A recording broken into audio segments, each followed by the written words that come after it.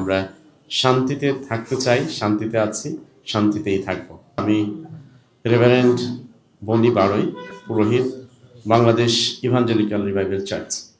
আমরা আজকে এখানে এসেছিলাম এদেশের নাগরিক হিসাবে। আমি খ্রিস্টান ধর্মাবলম্বী, তবুও শ্রদ্ধা আমিরের কাছে জানতে চেয়েছি নির্বাচন পরবর্তী সময় আমাদের স্বাধীনতা, আমাদের ধর্ম, সমস্ত বিষয়।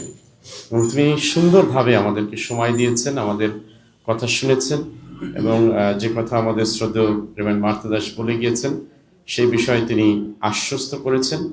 এবং তিনি বলেছেন যে একটি বাগানে যেমন সমস্ত ফুল না থাকলে সৌন্দর্য হয় না, ঠিক একইভাবে একই দেশে সব ধর্মের নাগরিক না থাকলেও ভালো হয় না। আমরা সত্যি কৃতজ্ঞ, এবং এখানে আসার মেইন উদ্দেশ্য যে দেশের খ্রিস্টান নাগরিক হিসাবে আমরা আসলে শান্তিপূর্ণ দেশ চাই, শান্তিপূর্ণ দেশে আমরা বসবাস করতে চাই।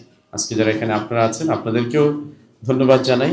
আপনারা আমাদের এই কথাটিকেই সকলের কাছে তুলে ধরবেন যে আমরা শান্তিতে থাকতে চাই, শান্তিতে আছি, শান্তিতেই থাকবো।